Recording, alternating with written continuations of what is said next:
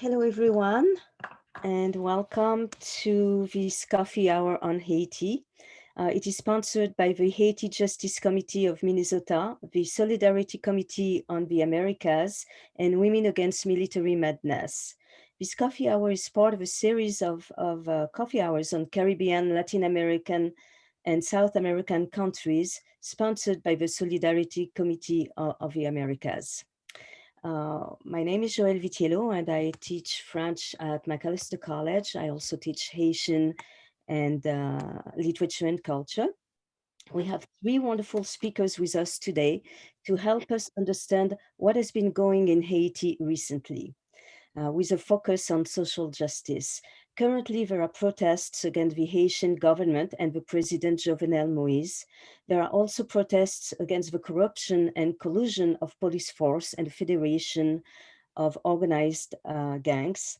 There is a wave of disturbing insecurity and the ongoing lack of justice regarding the PetroCaribe challenge, corruption, and the embezzlement of funds that were originally supposed to go towards the development of health and other infrastructures in Haiti.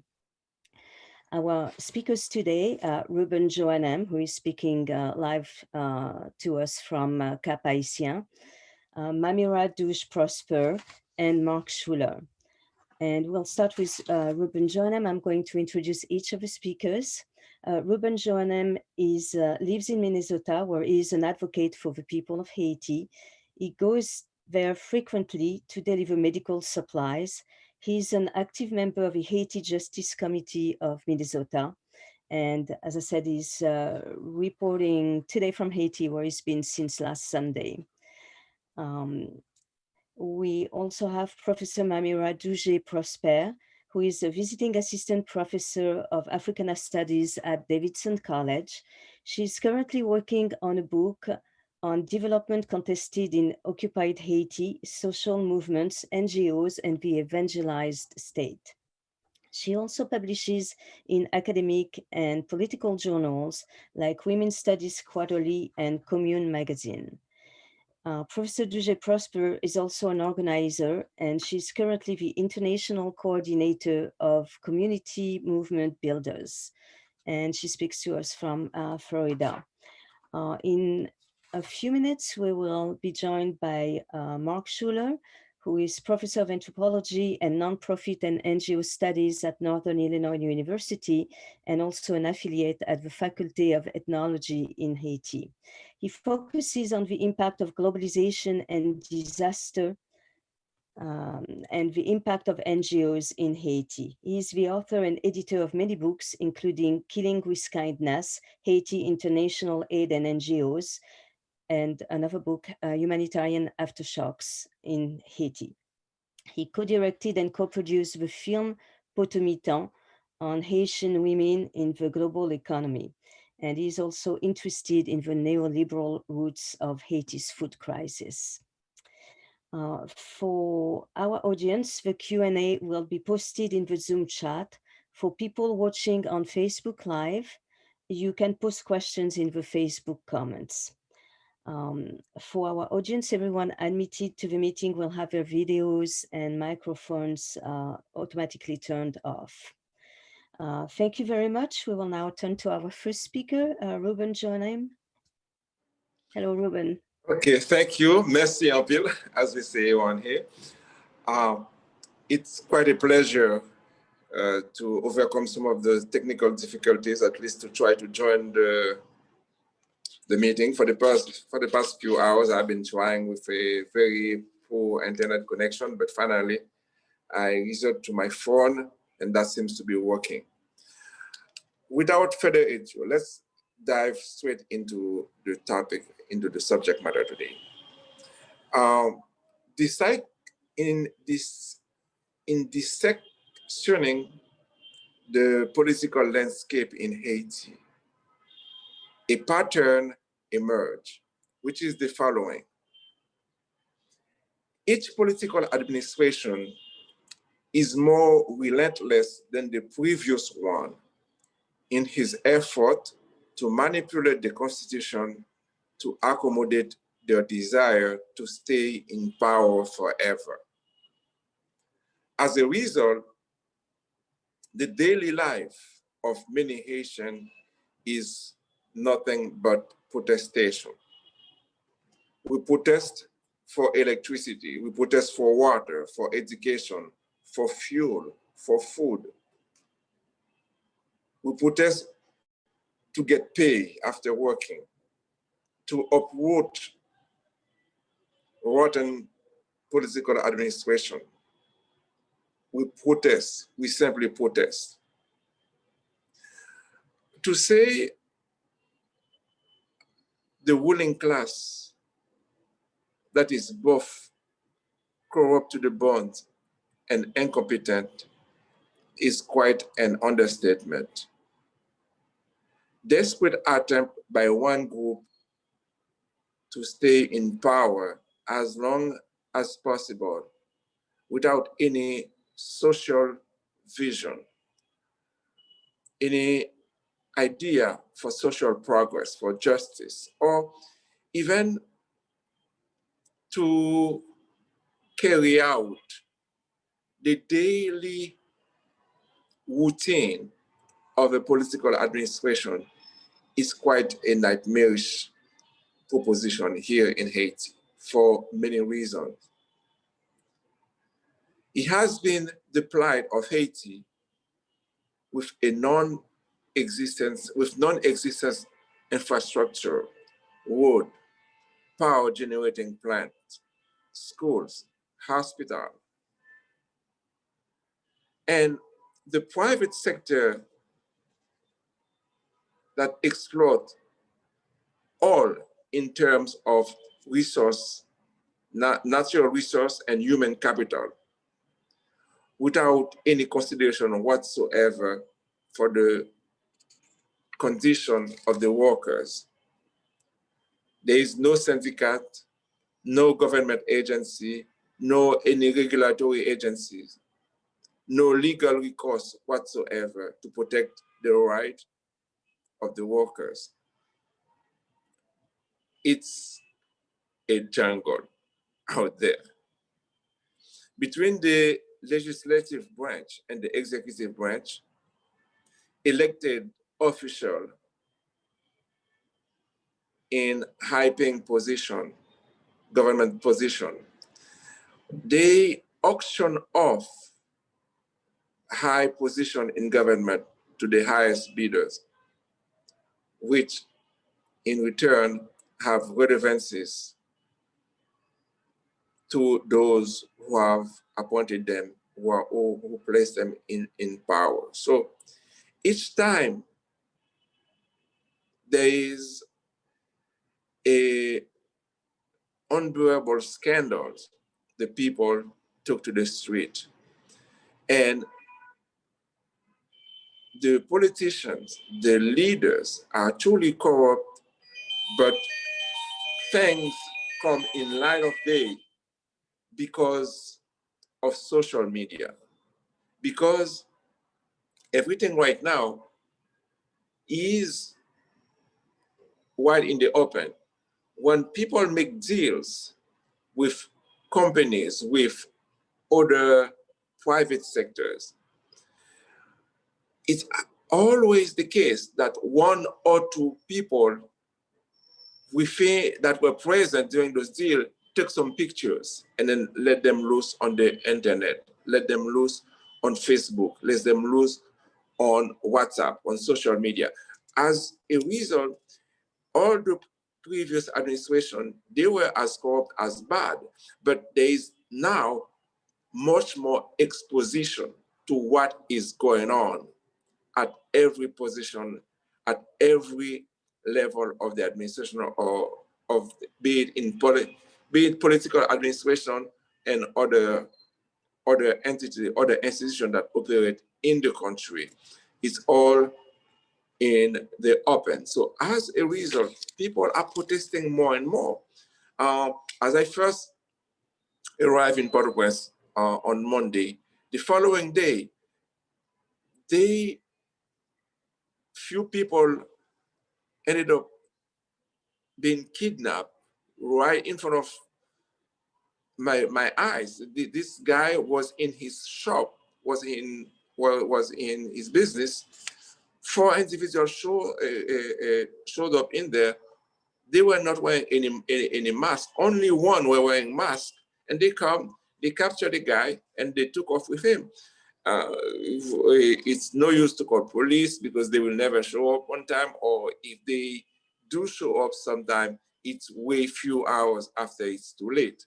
And everybody is pointing fingers at official in the administration, at leadership in the police administration, at private sectors that are doing deals with people, with gangsters. And you are asking, where do they get so much firing powers, like automatic handgun, M16, assault weapon, you name it, they have it. The gangs, the people on the street, those are expensive items. Where do they come from? They do not manufacture them in Haiti. People have their connection. And the result of this policies, of these policies, of the corruption, of the negligence of the administration, have been taking tolls on the economy. No social vision, no structure for agriculture, for private sector development. So everybody is fighting for their own selves. And people who come to power, they are working harder and harder to accumulate as much wealth as they can. And Haiti become a place where you can see each sector of the economy being destroyed by really predatory lending system from international institutions, from multinational corporations. You can see the hand of IMF in the destruction, in the dismantling of the economy. There has been a point where people can go to a local shoemaker to buy a pair of shoes. You can go to a tailor to get the uniform for your kids to be made to go to school.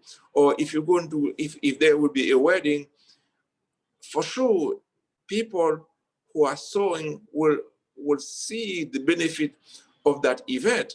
That was few years ago, that was few decades ago. Nowadays, everything has been imported. The country is become the favorite place for excess dumping in every sector that you can imagine.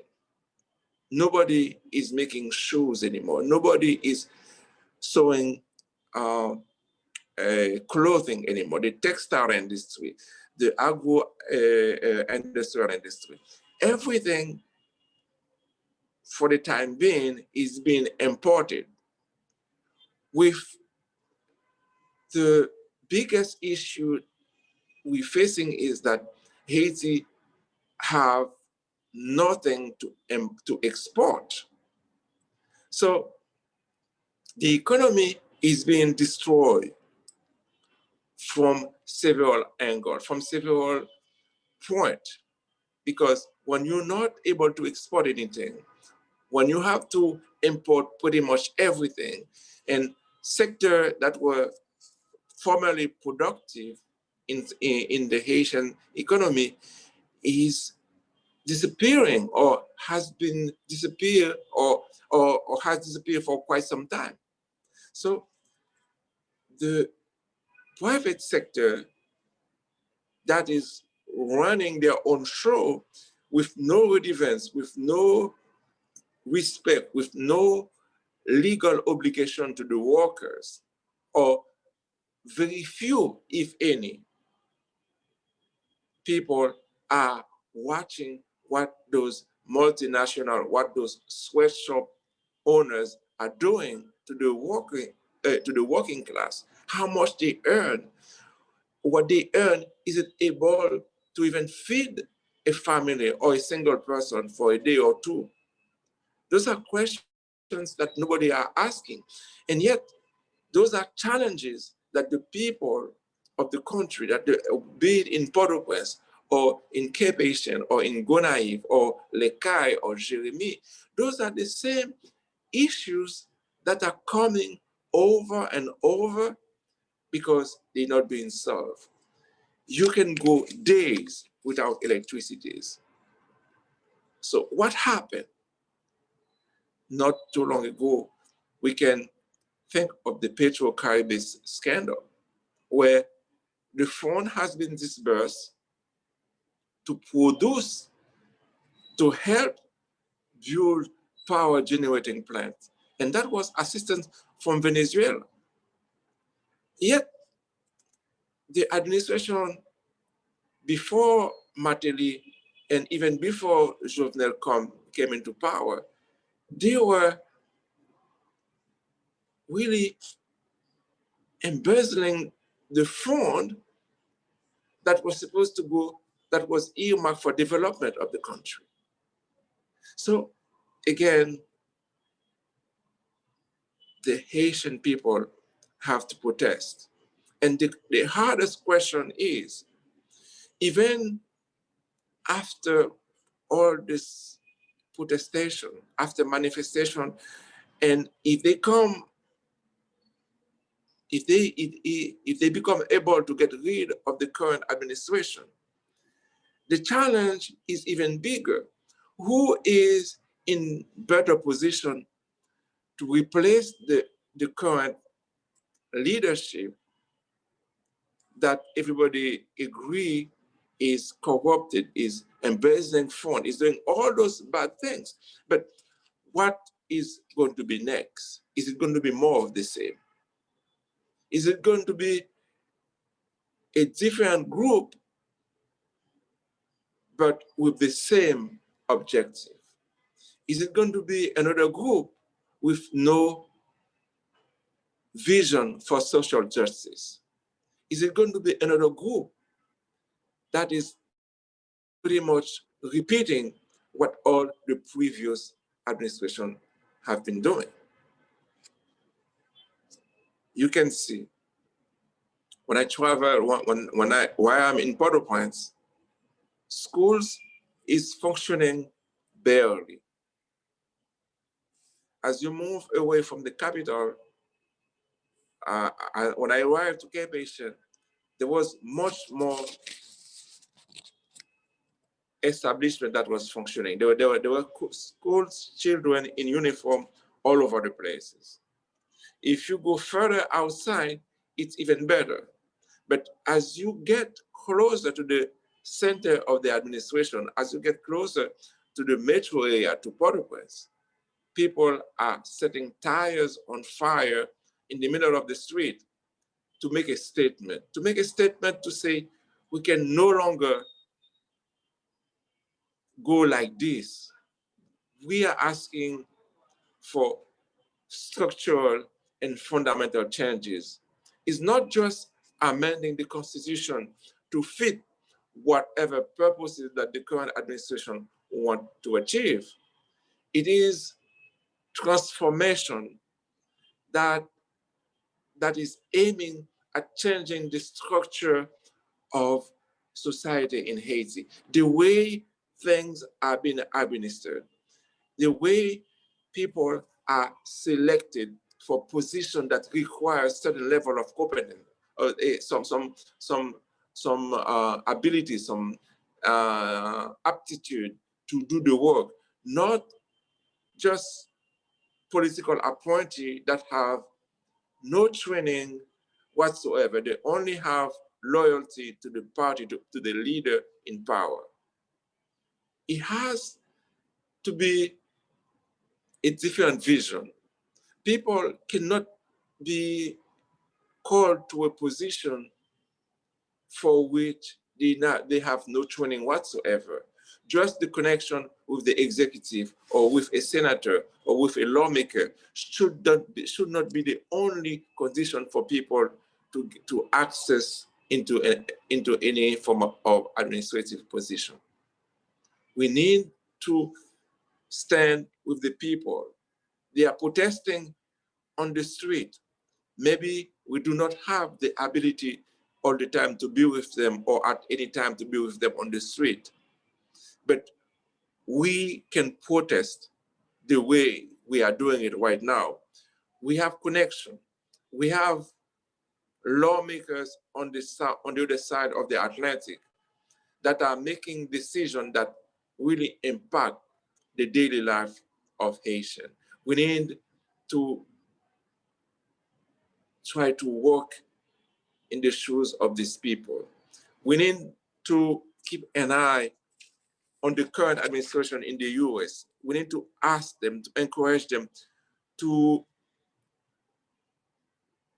allow the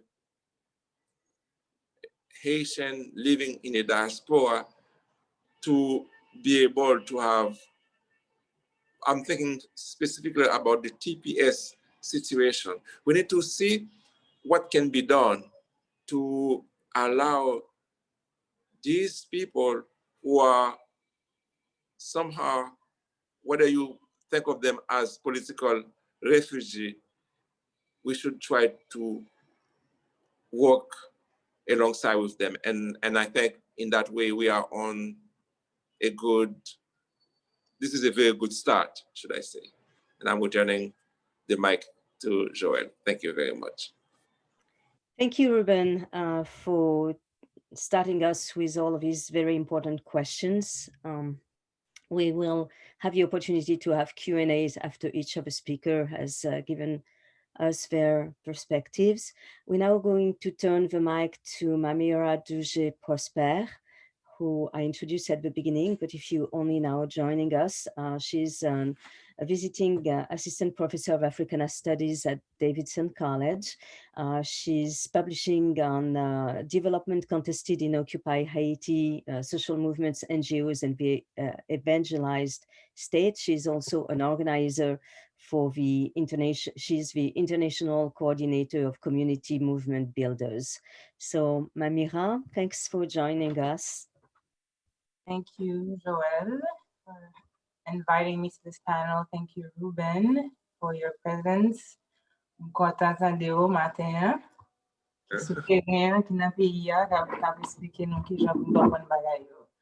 So I wanted to start out just sort of offering you some of my perspectives on what's going on, and I think a lot of it is going to overlap what Ruben has said, and certainly with what Mark will bring up for us later. I wanted to start out with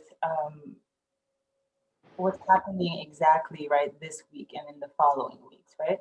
So I read recently an article from the Nouvelliste, which I would qualify as a sort of center-right newspaper that's existed since 1893 in Haiti. But they reported that several journalists from the global north, right, we're talking about Canada, the US, France, right, were arriving in Haiti this week, right, because they're coming to cover the upcoming protest, or the protests that are already underway now, but the upcoming protest next week, right, that folks are organizing to ensure the departure of Joanem, right? So we know that there is coverage on Haiti, certainly, but that this coverage is only interested in sort of printing images of burning tires and people throwing rocks without providing context, right? As Ruben said, when people burn tires, this is a way for them to get folks' attention, right? But the way that the images are reproduced in the international is often to qualify this kind of behavior as violent, right? And not giving us enough background to understand what people are doing. And when this coverage attempts to provide analysis on Haiti, it reduces the conflict, right, to a struggle between the so-called political opposition and the current PetroCaribe regime, right? So we don't see the perspective of the folks on the ground, right? And it ends up conflating, right, what I'm calling the weapons of the weak, right, rock throwing and tire burning, with weapons of mass destructions that gangs hold in their hands, right? So the picture is, right, you have folks throwing rocks, folks destroying, right, quote unquote, property, burning tires, and then you have, right, gang violence. And in the media, all of that is sort of blurred, right? And we don't see the distinctions, and we don't disaggregate, right, this kind of action. And frankly, the Haitian diasporic media is also culpable of this, right? Often reproducing news coverage that just showcase, right, the struggle between, right, what some ex-senator in the opposition has said against Jovenel, and what are the responses, right? And so that then provides a continual platform for what I'm calling, right, these co-opters, these usurpers, right, of grassroots movements. And so together, these journalists, right, Haitian diasporic and non-Haitian, just end up perpetuating, right, images and discourses about Haitians being unruly and destructive. And this bodes very well for the regime in power, in the sense, right, that their repression of protesters is seen as correct and inappropriate, right, to the point that the core group led by the US Embassy could come to applaud, right, the quote unquote professionalism of the Haitian police forces that are, by the way, trained by UN troops, right? And this gives PHTK the power to pass decrees, for example, this November, establishing, right, an intelligence agency and criminalizing protesters as terrorists for, right, what Ruben was saying, right, burning tires, right? That's a way to get folks' attention, right? So the PHTK state via Moise had essentially criminalized protesters as terrorists, right? And so I say this sort of anti-Blackness, anti-Haitianness that underpins these international reports, right, then offers the PHTK protection and legitimacy, right, to behave as they do, right? And these international reports on Haiti, right, are projecting, right, Haitians again as unruly and destructive, and they're given, right, the platform to speak on behalf of Haiti, right, while local journalists in Haiti who are focusing on exposing the violence of the state, right, are brutalized and murdered, right? So if you're paying attention to what's going on, you'll know that, right, journalists are also part of protesters, claiming, right, that they're being targeted and beaten and even murdered because they're exposing, right, state violence, and because they're exposing state corruption, right? So what is actually going on, right? I'm already giving you some of my analysis and understanding, right? I'm offering this perspective, right, from the ground, not like Ruben, who's there immediately right now, right? But particularly in Port-au-Prince. And I want to offer it beyond the binary of PHTK and the opposition. And I think Ruben has already lifted some of that up for us. And in addition to being a Haitian living in the diaspora with family and friends in Haiti, right? I spent a lot of time in Haiti as a researcher, especially over the last 10 years, right? This is essentially the last decade of PHTK, right? Focusing on social movements and studying social movements in Haiti, right? So I come to you with this experiential perspective, right? And want to offer you some of these numbers, right? So between 2018 and 2019, right, 287 people have been murdered, right? 42 have been executed, right, by being shot in the head at protests, right? These are things that we don't hear. You hear about the burning tires and the throwing rocks, but not about the police repression, right? At the same time, you have over 124, right, kidnappings, in the span of 8 months. We're talking about from January to just August of 2020, right? So that's about 15 kidnapping cases that are declared by month, right? Every month, if we were to break it down that way. 9 massacres have occurred with 306 people who've been murdered, right? And 55 people who've disappeared. So overall, right, between January and August 2020, you have about 944 people, right, who've just been murdered, right? So this data is here, right? And it's provided at times by UN forces themselves, right? If we think about the BNU report, right? So this is the current UN missions, acronym, and how they were able to themselves do research on the November 2018 Bassaline massacre, right? And provide some of this information that I'm giving you, right? And this is the kind of information that's constantly exposed by grassroots groups like feminist organization Solidarité Femmes Haïtiennes, SOFA, right? And the Peto Challengers, Nous Pas Dormi specifically, for example, right? And as Ruben stated earlier, I'm going to keep, invoking you, Ruben, right? This information is on social media, right? Because this is the platform that folks on the ground have had to use to, right, circumvent, if you will, the state sanctioning, right, of journalists attempting to report the truth, right? And some of these UN and Haitian human rights organization reports, right, clearly point to state officials as organizers of massacres and certainly as distributors of guns to gangs, right, who kidnap, who rape, and who murder. So under Jovenel, the dictatorship has more clearly taken shape, right? Something that groups like Komokoda in New York, right, which is a collective of Haitians fighting against a dictatorship in Haiti, and they had already called the dictatorship out during, right, the regime of Martelly, right? And they reminded us, right, that PetroCaribe was able to rise and maintain power regardless of whether we had a Democrat or a Republican in power in the United States, right? Who, by the way, all deport Haitians, right, regardless of what's happening in Haiti. And so groups like Komokoda already saw, right, from the beginning that the PetroCaribe were laying the ground for a dictatorship that today we see full blown, right? So the first round with Martelly put in place legislations, discourses, right, and a sort of bandit legal, if you will, a masculinist macho behavior that laid the foundation for what we see today, which allowed Moïse to disband parliament, right, earlier in January 2020, to continue to rule by decree, right, constantly putting out decrees that take and erode, right, human rights. And then, as I pointed out in November, with this intelligence agency that he was able to establish, by the way, right, with State Department money, and be able to criminalize, right, terrorists, we see, right, that the dictatorship is much clearer, right, and sanctioning massacres, right? So sanctioning in the sense that not following up, right, with investigations, right? If 71 people, for example, right, are murdered in La Saline, it would make sense that you would continue to find out, well, what's happened, right? So the state has remained inactive on that, right? It remained inactive against the gangs, right? That everyone knows where they are, where they live, where they operate, and yet they're able to circulate in this space, including also organizing their own protests, quote unquote, against kidnapping and insecurity with the presence of the police securing them, right? And if you remember earlier, I brought up the data about people being executed, right? Protesters being executed at protests, right?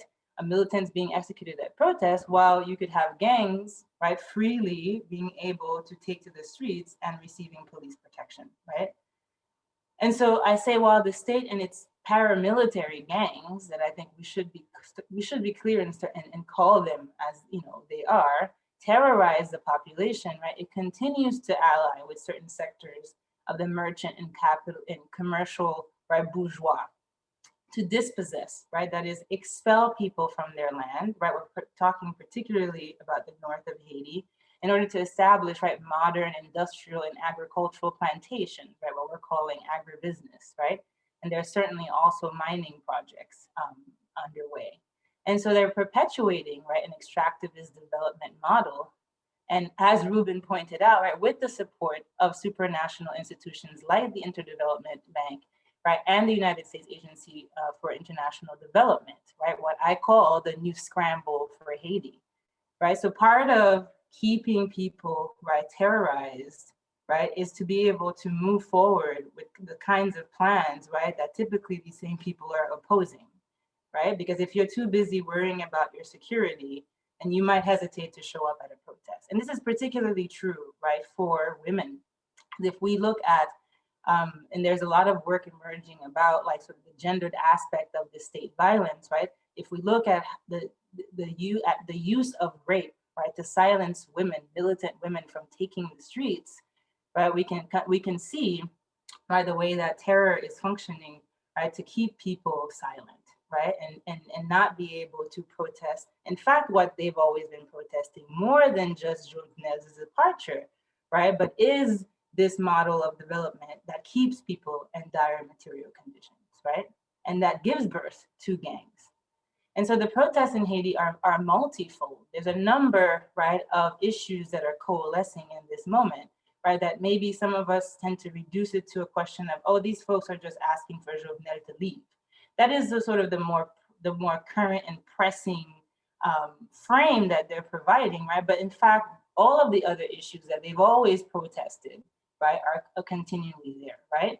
And this was very clear for me on December 10th during a March for Life, Marche pour la Vie, in which I participated in this past December 2020 in Port-au-Prince, right, that brought together folks denouncing the recent decrees on terrorism that I mentioned, right, kidnappings that are state sanctioned, dire material conditions, right? So as PetroCaribe is often the North supposedly, right, developing the country, right, and dispossessing people of their land towards, right, transforming them into quote unquote potential workers, right? So folks are also protesting, right, this model of development. But you also have, right, feminist groups on the ground who are protesting or who are, struggling against what they're calling feminicide, right? So gender-based violence at large in society that's made possible because, as I said earlier, of this foundation that the PHTK laid, right, during the Martelly reign, which was very anti-woman.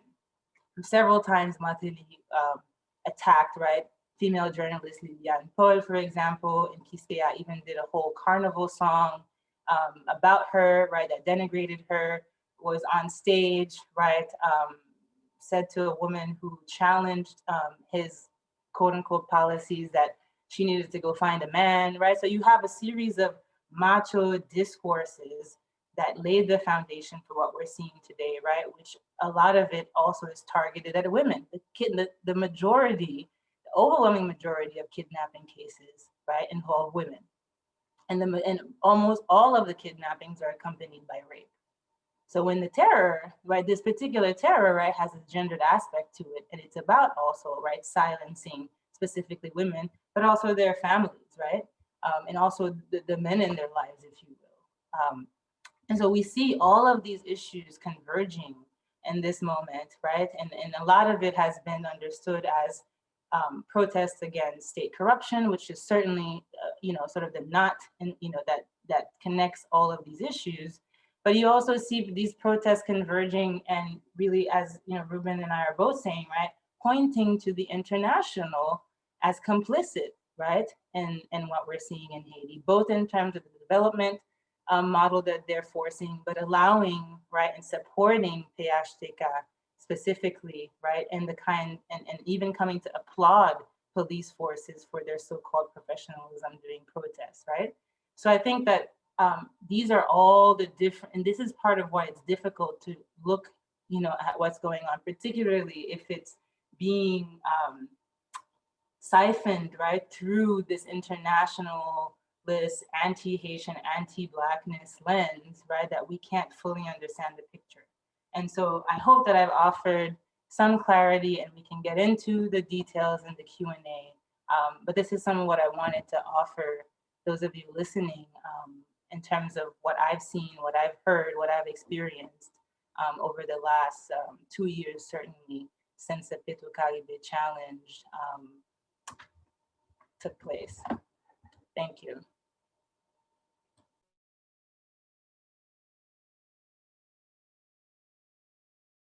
Thank you, Mamira. This is really a lot of information for everyone to process, and I'm sure you'll have lots of questions. So I've just got a text from Mark, who is still wrapping up another meeting, but hopefully he's going to join us soon, and he just arrived. And so while I am admitting him to the meeting, I'm just going to let everyone know that we were hoping to have another participant from Haiti called Clorinde Zephyr from the women's organization Info Femmes. Clorinde is an educator. She's a teacher of philosophy in Haiti at the high school level, and she also edited for many years the women's journal Haiti Femme, written entirely in Creole. And she recently organized an exhibition in Jacmel in November that opened on the International Day against Violence Against Women to raise consciousness in the wake of a brutal murder of a young Haitian high school student that shocked all of Haiti, Evelyn Sincere. And she sent us about a 30-minute long video where she's actually talking about the same issues of feminicide and the militarization of, like what you and Ruben were saying, where do people get their guns? And so because of the lengths, we're going to see, so if we can post it, and because it's in French, if we can have the captions and the pictures from the exhibit added to the Facebook pages. So Mark has joined us, and I have introduced him at the beginning of the meeting, but I will just summarize that he's a professor of anthropology and nonprofit and NGO studies at Northern Illinois University. I'm sure a very unique department in the US. And he's also working at the Faculty of Ethnology in Haiti.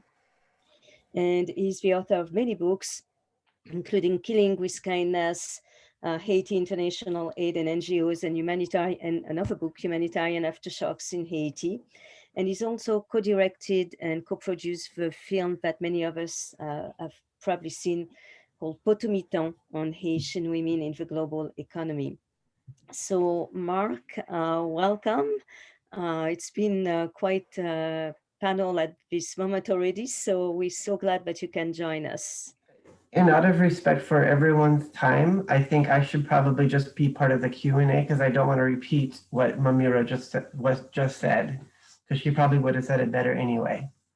I just have some, I'm sure she talked. Mark, I think you should go ahead and. I mean, I'll just talk about the way that I frame it, because I know Mamira's discussion probably was about PetroCaribe, the PayLock, and the current situation. So, okay, so you can jump in on the PayLock. I didn't go into that. Okay, so so if we talk about Haiti today, we have to be, we have to think about how it is understood, like what's happening at the moment. So Haiti has, since before its independence, been the crossroads of, it is where slavery was first abolished, where formerly enslaved people took their destiny and ruptured the transnational system, and Haiti was the beacon of freedom for formerly enslaved, and therefore was punished for it. So we have to remind ourselves that that the current situation is always an echo or an aftershock of that first revolutionary act. And the punishment is the way of white supremacy and global capitalism's way of saying, no, we can't have this. So that's always been in the background. You have a debt that the only time in the world where the loser of a conflict has to, gets payment from the country that won their independence, and the indemnity was for the loss of property, and the property was none other than the people themselves. But this was the context in 1825. The United States had, formally, the Congress had formally outlawed the word Haiti to be uttered in Congress. There were slave revolts, and were going to be more slave revolts, and so Haiti was the target of U.S. intervention, and Dominican Republic still was having enslaved people.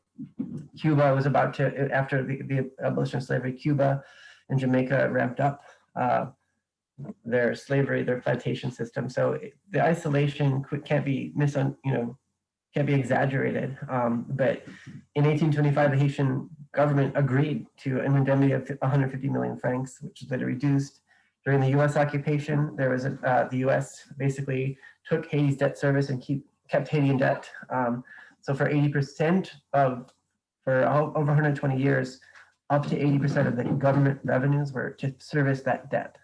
So that can't be underscored enough. But the people in Haiti that I've talked to talked about. So we have to start. Well, I'm going to start backwards from where if you didn't talk about the PELOC.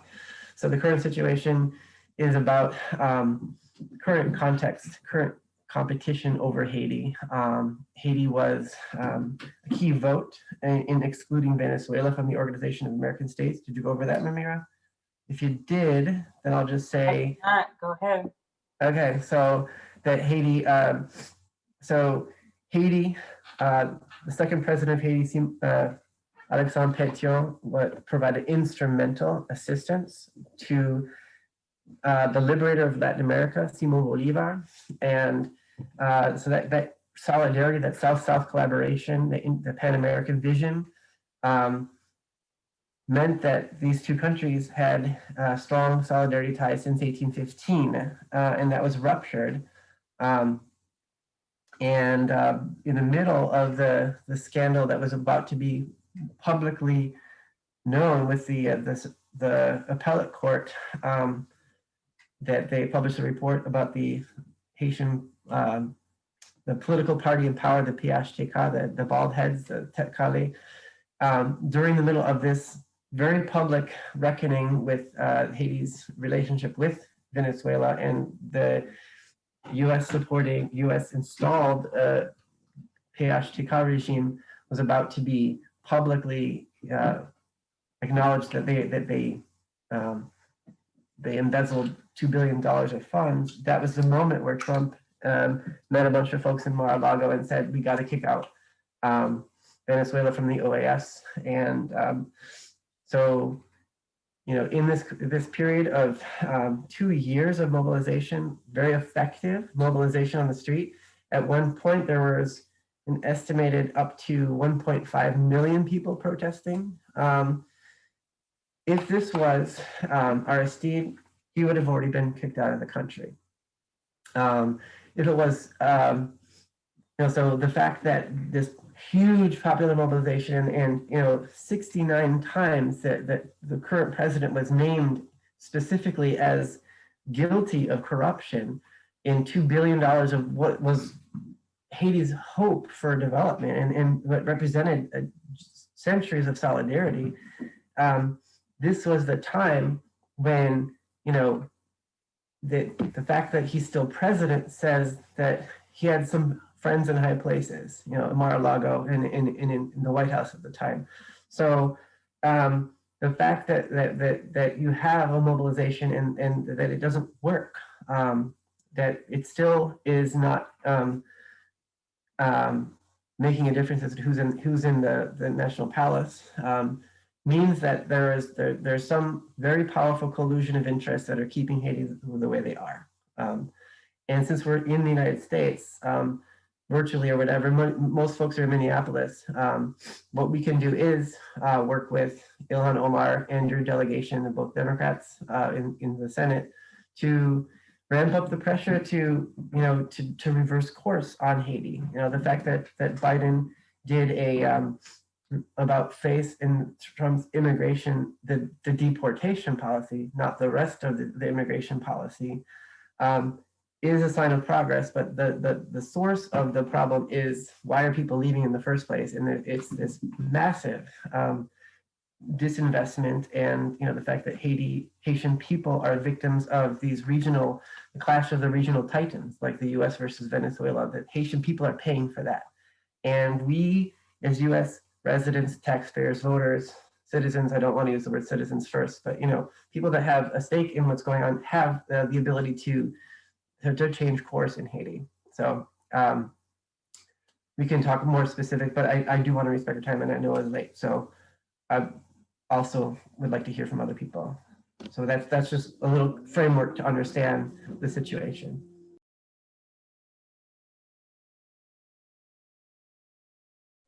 We can't hear you, Joël.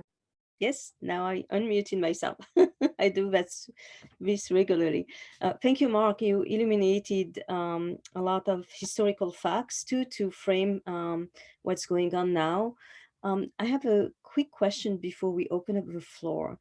Can you say a little bit more about, for people who may not know what it is, the PHTK regime, and if you could even write it in the chat for people. Mamira, if you mind typing, I'll give my understanding. Mamira is like way better at this, and she uses the word bald heads. I don't like to use that term, but PHTK is Parti Haitien Tête Calée.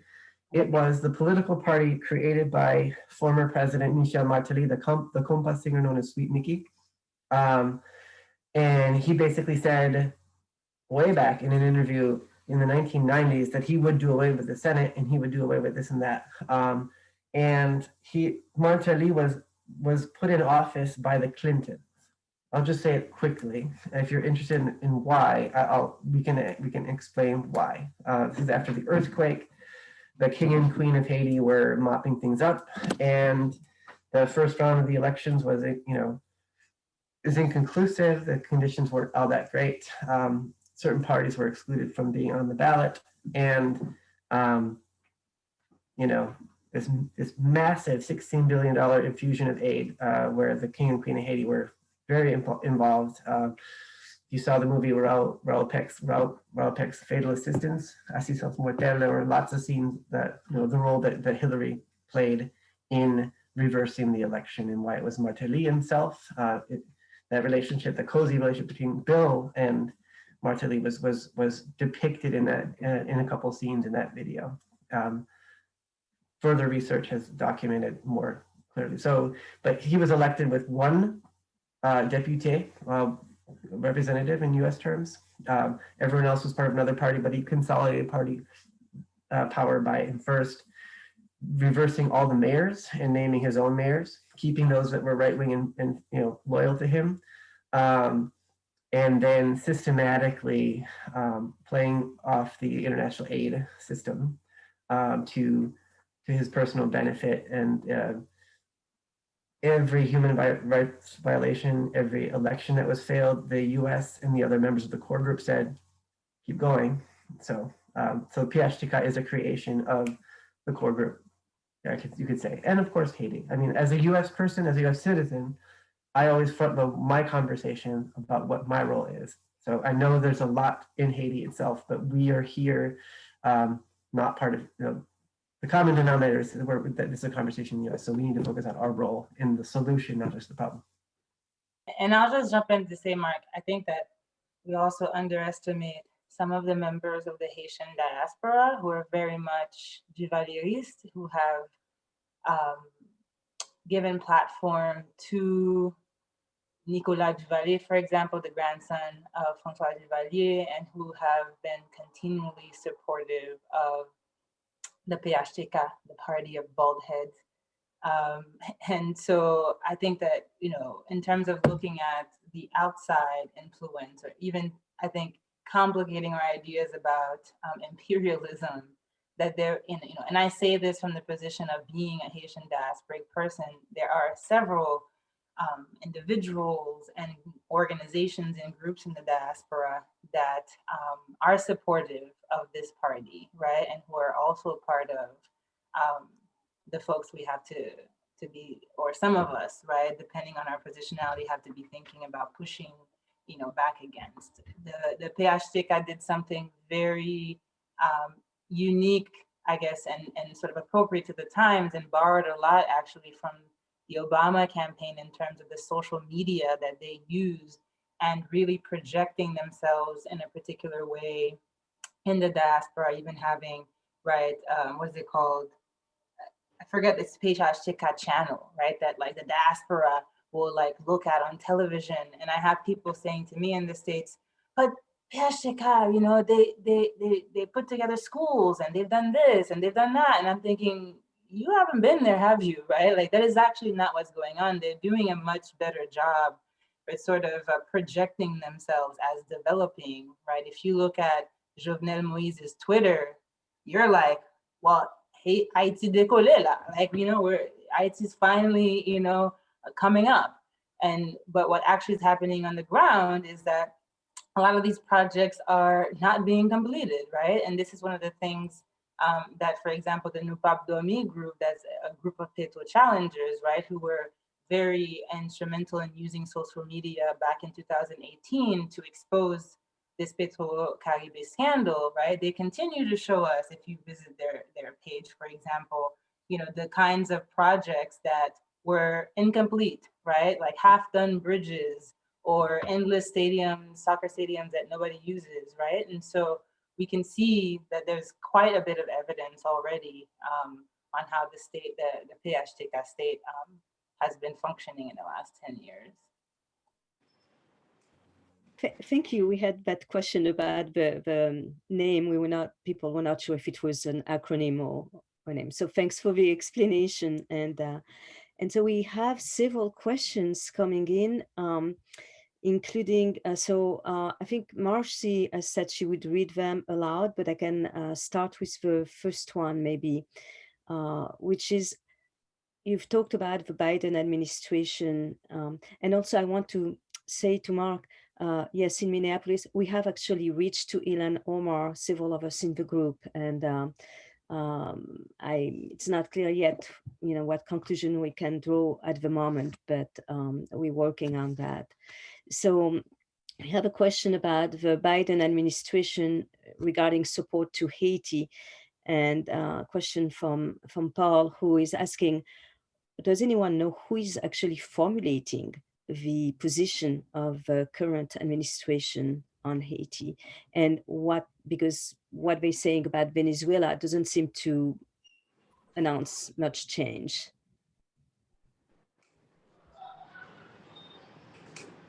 Is the question that what kinds of coalitions or organized groups in the states are the ones the United States government is calling on for information and analysis? Is that the question? Yeah, who is going to help the government to formulate a position of, that may be positive for Haitian people?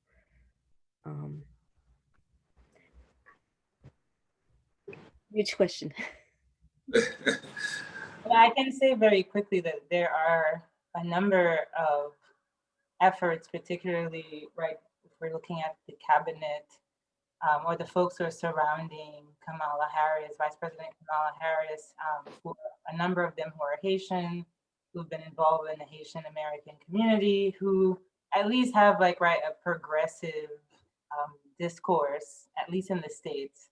And I know, for example, there are some efforts in New York of folks, coming together in coalitions in order to formulate clear propositions to the US government in terms of what they should do vis-a-vis Haiti. Now, of course, this is my critique, and I think I can do it from my position as a Haitian diasporic person, right? That some of the proposals that I've been hearing are, still have quite a bit of condescending and sort of imperialist perspective. Oftentimes thinking, right, that, reproducing the images of Haitians as unruly and needing, right, a savior. So I think, to Mark's point, and I think another question came up about, how anything related to Haiti is always framed around help and charity, right, is what we need to be able to avoid. And as Mark said, right, clearly position ourselves as US folks who are only speaking, right, to the part that we should. So yeah, there are growing efforts. I think it's, I don't know that I can name specific coalitions quite yet, but just last night I was in a long call with a number of Haitian diasporic people, particularly in the Northeast, who are coming together to formulate one clear position to offer, right, guidance to the United States. And part of the effort that they're making is to connect with folks on the ground, some of which I've already mentioned, some of whom I've already mentioned, so that, they can clearly articulate what Haitians in Haiti want, right? And how they understand the situation, rather than how Haitian diasporic people who are very much Americanized may come to, understand what the solution should be. Mm-hmm. I mean, there is a call for solidarity that Beat is putting out. Happy to forward that to the organizers. But be very clear about your positionality here, because there are people speaking on behalf of Haiti who are not Haitian. Be very, very, very careful about your positionality and why you're doing it. And it's basically so. What motivates the desire to be in solidarity? Is it to be because look at those connections between the Haiti and the United States. So that what's happening in Haiti is a boomerang of well, people in Haiti actually argue that Trump's election was a boomerang of the Clintons' disaster capitalism after the earthquake. So one of my colleagues said, yeah, it's only fair. You gave us Sweet Mickey, we're going to give you back Trump. And so the Trump administration and the accord with the Mar-a-Lago, I mean, that's whatever one can say about being for or against a sovereign country's political parties, that the U.S. influence on Haiti is pretty heavy. So when we were working on debt cancellation with the Jubilee campaign, focusing our arguments on, we're going to do our part to remove the chain of debt so that Haitian people can express their sovereignty and can express and organize on their priorities. And so that's where the leverage we have as U.S. citizens. So USAID is still a very powerful donor. It's a member of the core group, and it's in terms of the boomerang, the ways in which Trump administration empowered and emboldened white supremacist deniers of fact is in regards to election is having a reverberation. So like the language should be about the interconnection between what's happening in Haiti and the United States, not this sovereign country is messed up. And that's the way it's going to be interpreted if you speak in the name of somewhere you're not part of. So the global solidarity argument needs to be attuned to the regional arguments and actually following the organized movements on the ground. Which is why the call for solidarity coming from Combit is an important measure. But for the moment, the situation on the ground is not as clear. So the signals aren't coming as clearly as they could be otherwise about what we're being asked to do. And that may or may not be coming clear after the February 7th passes. But as my role as solidarity or organizer activist is to signal boost. So making and creating and reinforcing the ties with groups in Haiti, also on what is it our shared interest is. It's in defending humanity. It's in promoting alternatives to the extractivist model. It is ending state violence against Black individuals here and there. So I don't know if that is helpful, but at least congressional delegation to Haiti can help with a fact-finding mission, and they would have to be hooked up with people in Haiti, and that's something that can be done here and there at once. Well,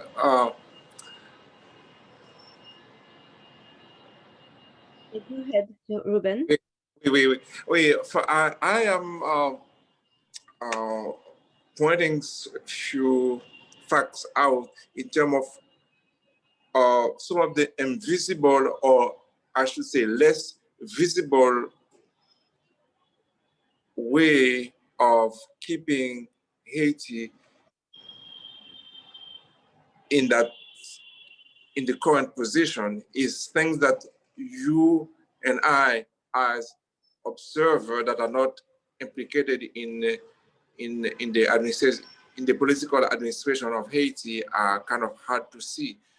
Like some of the monetary policies, that the way some institutions, private and public, lend money to Haiti, with result in some of the most draconian monetary policies there is.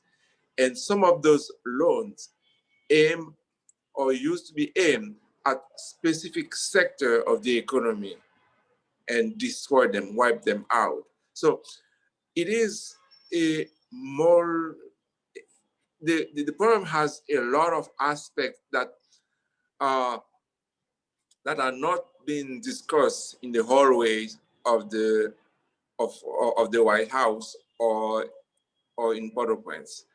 Those are issues that require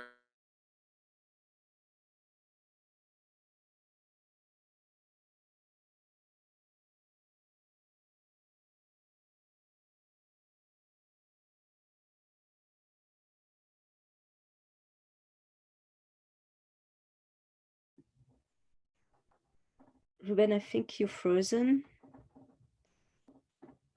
We'll wait a bit to see if it resolves.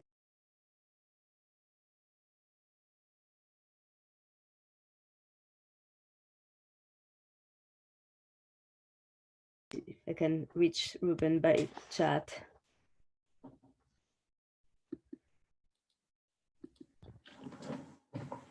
Oh, I think we lost Ruben. But I think that his statement was going to address one of the questions we've had, which is about one thing that Ruben said, that Haiti has been barred from exporting when the help is not helpful and even is very damaging. And the question we have is that the US Embassy in Haiti, in the Haiti side, announces a recent $75.5 million commitment of assistance through USAID. And how do we push or change this narrative, this paternalistic notion of help? When at the same time, if Haiti is barred from exporting, what does that mean? And that's a question from Courtney. Well, I just wanted to say, and I've been in Haiti when I've heard local journalists from mainstream media say things like,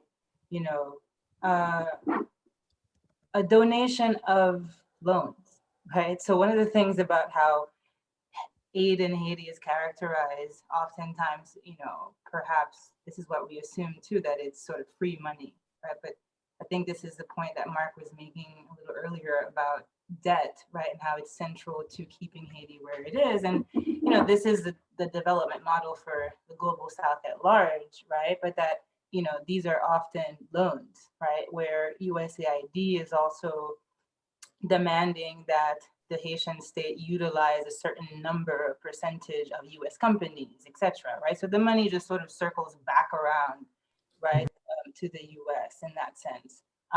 And all the while, right, it's pushing in our minds in the US, but also in the minds of Haitians in Haiti, that the US is here to help, right? That the international community is here to save Haiti. And oftentimes, USAID specifically, or if we're thinking about IDB, sort of a regional supranational institution, right? They're very much promoting and pushing this extractivist model. I saw a question in the chat about what is being extracted, right? And so you have a series of development projects, and actually, if you were able to look at a map of Haiti, the main national route in the north is often qualified by activists on the ground as the corridor of death, right? Because all along the way, there are several different projects, right? Agribusiness, we're talking about, for example, hundreds of acres owned by Grand Marnier, for example, right? To plant oranges, right? Towards export to France so that they can make their fancy alcohol that we consume over here in the States, right? You also have Caracol Industrial Park, which essentially was built using the money that was supposed to go into building housing for people after the earthquake, right? That, as Mark pointed out, the King and Queen of Haiti, Bill and Hillary Clinton, right, essentially facilitated these USAID funds, for example, to build the Caracol Park. And remember, funneling the funds, which are loans that the Haitian state has taken out to build, right, an industrial park that it doesn't control, that it still has to continue to use Haitian taxpayers' dollars, right, which are often coming also from the diasporic members in the US and elsewhere, right, because they're sending money, remittances back to Haiti, right, to pay off this loan. And you have this Caracol Industrial Park essentially that's producing what? Clothes for us, Gap, Zara, right, Walmart. So even when we're talking about solidarity, right? It also means that we need to take a step back and look at our consumption. And this is true not just for Haiti, but about, generally, quote unquote, the global South, right? That is a site of continual extraction towards building wealth for us here. So another, quick thing of solidarity one can do is really look at our consumption, right? That you don't think of Haiti as a place that's producing some of the clothes that we're wearing, right? And yet that is a site where that's happening because Haiti has the lowest minimum wage, right? And often these extractivist projects are being done and facilitated through the 2002 free trade zone laws, right? That, by the way, was passed under a so-called progressive government of Aristide. I'm just gonna call it out, right? And this is 2002, right? And this allows like a many transnational capitalists or aspiring capitalists who are sometimes, Haitian, and to be able to essentially buy out, or rather, right, be given through, right, corrupt ways, land on which people live, right, in order to put down these, plant orange plantations or garment, right, manufacturing, and parks, and right, the money isn't coming back to Haiti because these folks are not paying taxes, right? They say you got 15 years, you don't have to pay taxes, and guess what? The South Korean company who owned the industrial park in Haiti that makes your Gap clothing, after 15 years of not paying taxes, says, "Oh, we might just leave when it's time to start paying taxes." And Haitians and their diasporic members are paying that bill, right? And so I think like when we think about solidarity, it's not just, well, let's go and call an Elon Omar to do X thing, but let's look at how we consume, because we're ultimately here talking about the ills of capitalism, right? Of racial capitalism. And like, I'm not shy to talk about it and to point it out, right? That like, this is also and this is where we can be actually extremely effective, is in challenging this system and in rethinking our overconsumption, which, by the way, I'm going to put it out there, right? If we look at how COVID has hit the world, right, it's particularly affected global North people. And I think it might be a time for us to really rethink, right, how our overdevelopment, right, has produced some of these, so-called natural disasters as well, right? I really think that that's where we're also at. And this is my call, right, to us. And I'm saying us because I live here in the United States with you, right? That we need to think about, right? Because the Grand Marnier that we're drinking, right, has everything to do with, right, the Haitian peasant that we're all worried about protecting, right? And so it needs to go that deeply. And it's not just about addressing the state, but it's also about putting pressure on these companies and potentially boycotting them. So I'll stop there.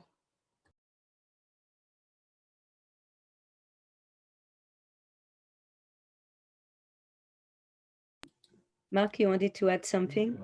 Just to a private texting preach. I mean, you could call it an anthropological imagination that these struggles for justice are already directly connected. Just find the loose thread. I was actually trying to see if this shirt was made, my sweatshirt from University of Minnesota Morris was made in Haiti. It was not. It's made in some other third world country where Right. they're also, right, suppressing minimum wages and pushing the neoliberal extractivist plan. I mean, this is also a global wide phenomenon. I just want to point out, right, that Haiti is a foreshadowing many, times in history of what's to come. It is certainly not exceptional, right? Yeah, it's the canary in the coal mine. I mean, this is what capitalism looks like on the end that is being extracted from, and this is our future, whether or not we're aware. And I think we're also connected directly by circuits of what you just said. I mean, that the seed company that is turning people in Medelia, Minnesota, where my mom grew up, into tenant farmers, the same seed company that's destroying the Artibonite. You know what I mean? And so when people in Haiti are asking for solidarity, they're asking for justice. Folks in the first book, Killing with Kindness, they ended with a quote saying, "You want to help Haiti, that's great, but the first thing you got to do is bring back democracy to Washington." And like, until we fix our house, we're not going to be able to say any straight face, like calling Ilhan Omar or Betty McCollum or your senatorial delegation, like we got to fix our house first. And the dependency on Wall Street money is what's keeping foreign policy dictated by the stock market. And that's what we're being called to do. And those local threads, work here on that, Bank of America, which is financing the Dakota Access Pipeline, and that's the same company that's undermining, local environments in Bolivia and in Chile. So it is all connected. So solidarity demands us to see ourselves as already connected. My mortgage finances things overseas. My consumption practice, where I buy my T-shirts, who's working those. Who's sewing them together, and we're already connected. So there's a seat at the table, at the negotiating table for us that we're not sitting in, that we choose not to, because we choose to pretend that it's all one big bubble. In the United States, we can pretend. I call it the matrix, where it's virtual reality. We don't see where our products come from. We don't see where the waste goes, and then that's part of the problem. But Haiti is a real country. There are real people that are experiencing an acute political economic crisis. And so sometimes coordinated solidarity action has to focus on the political stage in addition to the economic stage, Mamira. And that's the thing that's not clear yet to me, what direction that's going to go. And I don't know that extra noise from the United States is going to help, but questions from the congressional delegations to the Biden administration, like, hey, you inherited a mess in Haiti. So what are we going to do about it is probably all we can do right now. Yeah, that's enormous. And as teachers, we know how difficult it is to even challenge our students to think of what they're wearing, where does it come from, what they are eating, where does it come from? And when we start opening this question, it's really, I think a lot of people get scared because it's so daunting, because it connects everything from the land on where we stand, where our houses stand, to where our colleges and universities stand. And, everything comes to a huge, how do we undo these historical oppressions too? So we have a couple of questions. So one question that was posed at the beginning, but you mentioned Aristide, so it's a good moment to ask it. There are some people who were wondering, is the Lavalas party, is the Aristide, party or positions, are they active? Are they engaged in the opposition to the current government? We don't hear very much about that, so.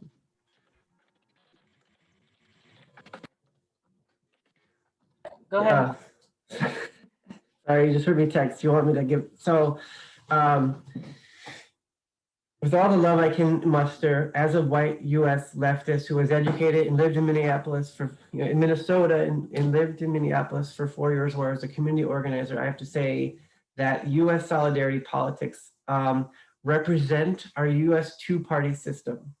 And so if you're, like, I had to vote, this is being recorded, so F it. I had to vote for Biden. He wasn't my choice, but I had to vote against the person that was occupying that White House. And so we imposed that two-party framework to understanding solidarity politics in a place like Haiti. So if you're against US imperialism, you have to be pro-Aristide. And back in the 90s, when I was in college, and that's how I got involved in Haiti, was the coup d'etat. I was co-facilitator for Amnesty International. There was a campaign about Haiti. Back in the 90s, the contradictions weren't as clear as they are now, because Aristide only had, is it 7 months or 8 months? 8 months in office, 7 months in office before he was ousted in a coup.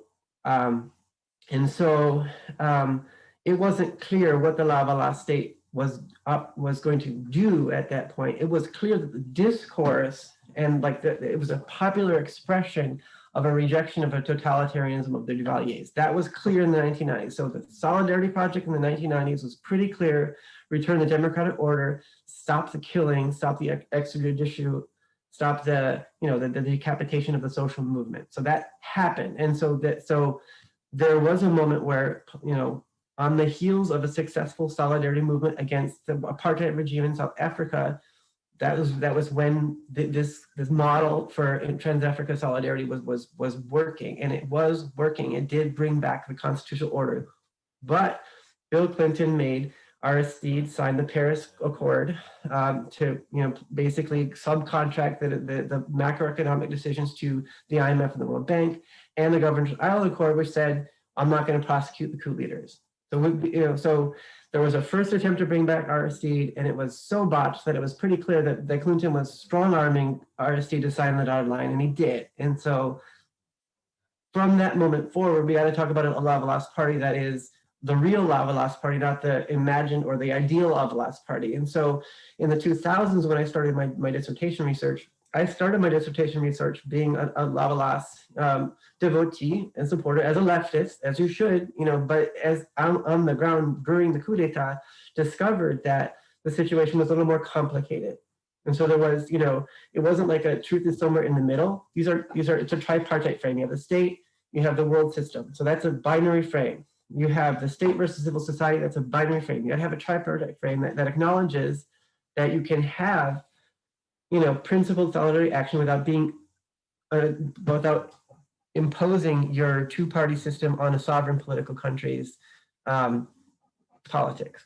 So the Lavalas movement, as a movement, splintered into several political parties. The most viable candidate in the last presidential election that came from the Lavalas movement had a break with Aristide, who ran his own candidate. And there was a moment in 2016 when despite the core group, despite the United States and the European Union and the United Nations, the first round of presidential elections was annulled, which was historic. It was huge.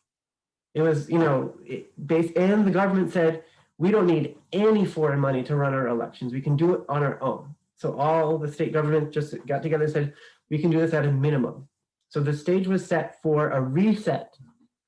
And then, Mamira, I hope you could say the rest of what happened in the second round of presidential elections. I don't want to be the blanc talking about what Haitian people were doing, but there was 8 candidates that were in the opposition. They got together and said no. And then when they were allowed to run, they all ran against each other. So the Lavalas movement, as the Lavalas party, still has strong devotees in popular neighborhoods in Port-au-Prince, and the Lavalas movement is plural. That's the best way I can say it. I don't want to, in another conversation, and in Creole, I can throw it down with Mamira, but I really prefer you continue this. Yeah, I think you set the stage well, Mark, in terms of sort of complicating the figure of Aristide for us, but also showing that there's a great movement behind him, that it cannot be reduced to him, right? And so, I grew up in Haiti. I was a child when Aristide was deposed, so I've come to understand much later, right, what that meant, though I felt very much as a child afraid of, right, the paramilitaries, right, that were essentially controlling the country. And actually there's a recent documentary by an Aibo Post, which I'm gonna put the plug in for that newspaper that's online. Sometimes they have articles written in English, right, that are doing great work on the ground. So I'm gonna plug them in as a source for folks to look for news, right? There's one of the journalists who recently put together a documentary that was shown in Haiti last month when I was there, talking about the flop, right? Which even for me, who's been doing research on Haiti, it was extremely important to see, right? That we're not forgetting that history, right, of counter-revolution against what many leftists in Haiti call, right, the Aristide moment.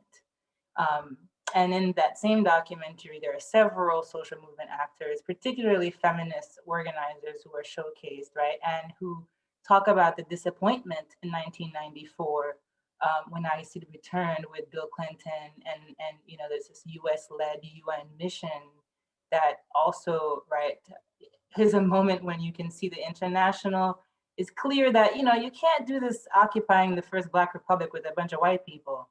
And they enlisted several Haitian diasporic people to come, right?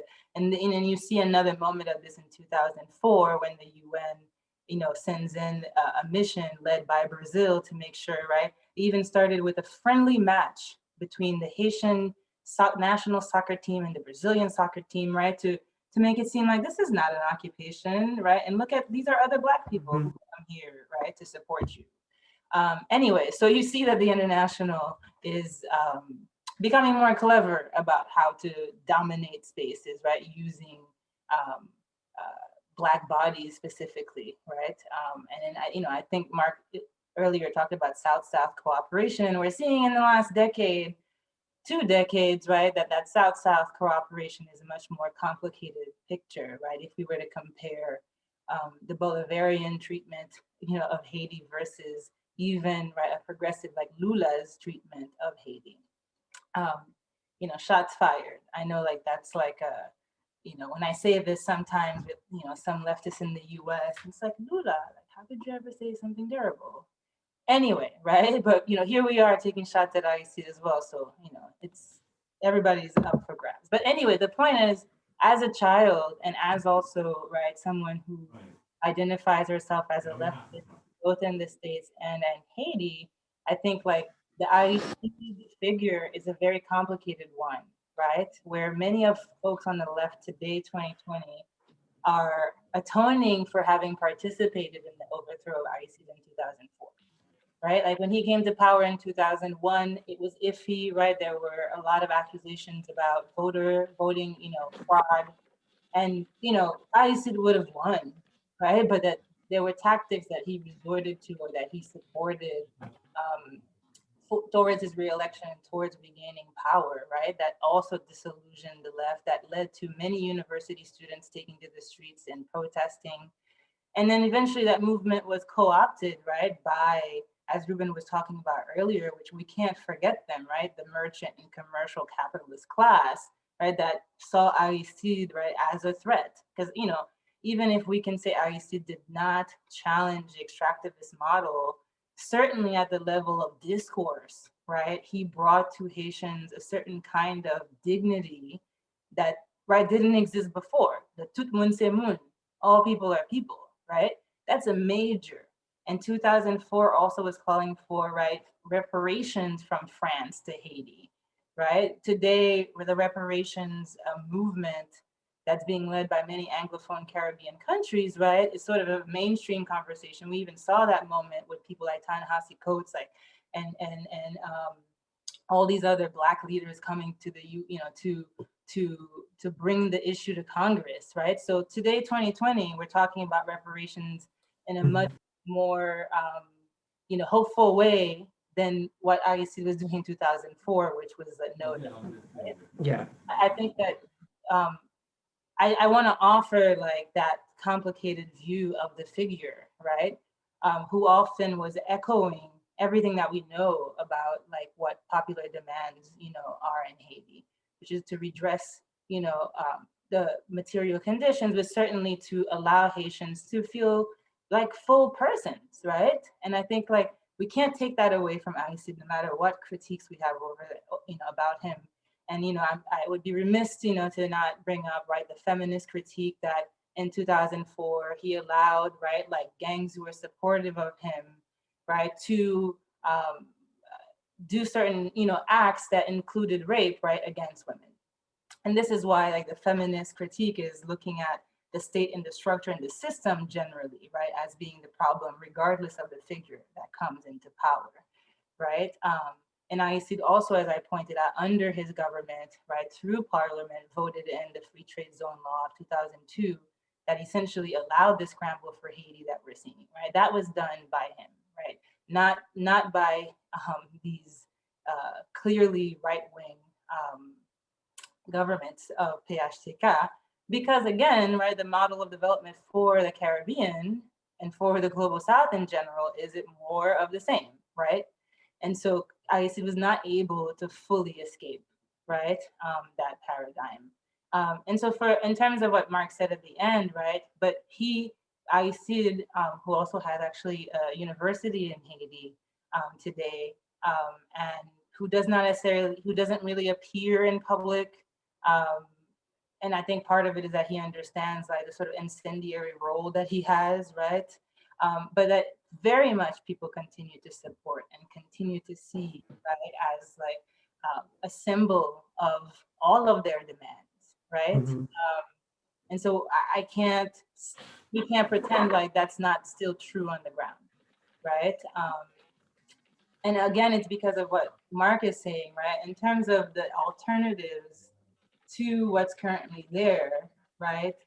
And this two-party, sort of binary model that Haitians are forced into, and U.S. Americans are forced into. It's very, when I showed up at protests as a researcher, but as a participant as well, right? Some folks were like, "So you're a Lavalas now?" Because for them, it's like you're either Lavalas or you're Duvalier. That's it. There's no other room for any other, right, political positioning. But it's also because it's partly true too, right? That many of the folks on the ground, like folks in La Saline, for example, who were massacred, are supporters of Haiti, right? And it's not by mistake that these were the people who were targeted, right? Because they are the folks who show up and swell the streets, right, during protests. So, and these are the folks doing the work in the neighborhoods to bring folks out, right? And so I think it's extremely complicated, much like I'm sure, right, if we were having a panel on Brazil or Venezuela, Brazil's Lula or Venezuela's Chavez, we would have to make sure that we nuance, right, like some of our general ideas about their progressive politics and also some of the realities about what they do on the ground, right? So I hope that I've offered like some nuance. So that we can both understand the power that ICE continues to have, but also remember that it's a much more complicated picture on the ground that's not reduced to Aristide versus PHTK either. Just a quick nuance, Mamira. It's that the call for reparation was the Flag Day was chosen very specifically as the day that the Haitians asserted a national unity in 2003, and France was the first to call for Aristide to go. So France was back in the day when we were fighting over Iraq and their oil resources, France was like, no, you people in the United States are got to go. And so that might have been a way to make amends to Bush. But every person I talked to in the Haitian diaspora and in the French Caribbean, they're saying, no, you really don't get it. Like he had to, like he being Chirac, had to cancel Haiti, cancel RC, because to acknowledge the justification of like the legitimacy of the claim for reparations would be to unravel the entire French their overseas departments and their overseas colonies. So Chirac was a good gift to Bush. He didn't have to be the heavy there, and that was that. If you look at the very end, that was an important distinction. But the reparations argument was very much so part of Aristide's downfall, but it was also his last popular like slogan, so people remember him for it. So he is the aspiration that wasn't allowed to succeed, but he was a human who was governing, and so you have to be able to say the Aristide, the visionary, Aristide, the symbol, as a symbol is still very powerful, but Aristide, the president, we need to be able to have two different analyses. So, and so I'm going to not say any more about Aristide until I'm ready, as you said. Yeah, thank you. And I just want to add that, yes, you're absolutely correct, Mark, that, that was the impression we got, that France had refused to participate in the Iraq war. And then when this discourse on reparation came up and they sent Régis Debray, to Haiti, who with someone who was really close to the prime minister at the time in France, Dominique de Villepin, or foreign minister, I forget. And the report was absolutely scathing that France owed nothing to Haiti. And that was sealed and picked up by the intellectual class, that we often do not speak about the role of the intellectual elite. We can talk about the paramilitary, about the political aspects, but often the intellectual class picked up that discourse. And it is very interesting because I've heard people who said, like you said, Aristide had to go with no explanations or anything, and were dead set against the discourse on reparations that actually called for these reparations after the earthquake, for instance. And today, in the post-George Floyd time, I mean, it is true that it is visionary to call back for that, So, but I want to thank you so much about all of this mass of information that I don't know if we still have to look at what's going to happen next week, I guess, on February 7th, which is, for people who don't know, February 7th, 1986 was the um, date, the historical departure and end of a Duvalier dictatorship. And so it remains a symbolic moment. And so we're going to pay attention to that. But thank you so much for illuminating, our perspectives as we stand here, and people who have not been able to go to Haiti in the past couple of years, and because of COVID, in the past years where Haiti was put in this hole, if I can say, by the Trump administration. It's really great to have all of these great ideas to think about and rethink our own individual and collective positions on how we can best stand in solidarity, whether it is to points of action on, as you said, what we say in French, balayer devant sa porte, to sweep in front of your own home, individually and also as groups. What do we do with our local representatives? What do we do with other groups we're in touch with, whether it's students or other solidarity groups, and kind of give context to Haiti. So thank you so much to both of you. And to Ruben, who had to, I guess he had said he had trouble to connect because of the electricity outages, and I guess that's what happened to him. So thank you so much. And to all the people who participated and gave great questions, and thank you for complicating our narrative too about and our perspectives on Haiti. I just wanted to end and put in this shameless plug. Why not? In terms of information, if people are looking for more clarity or deepening on any of the things that Mark and I have covered, and Ruben also has mentioned, but Mark and I are special editors of a special issue on Haiti with NACLA, North American Congress on Latin America, that will be coming out in March. And we are also in collaboration with the Haitian Studies Association, going to do an event where we essentially allow all of the contributors, especially the ones who are currently in Haiti, the floor to tell us more of what you've already heard here, right? But from the ground and from a longer, deeper perspective. So we'll make sure to share that event link with this community here, and hope that you'll attend again. Yeah, thank you. And thank you, Mamira. And if you could just put in the chat the title of the documentary you mentioned about. I've been looking at it since I saw your message. I haven't quite found it yet, but I will send it over to you when I do. All right, and I'll share.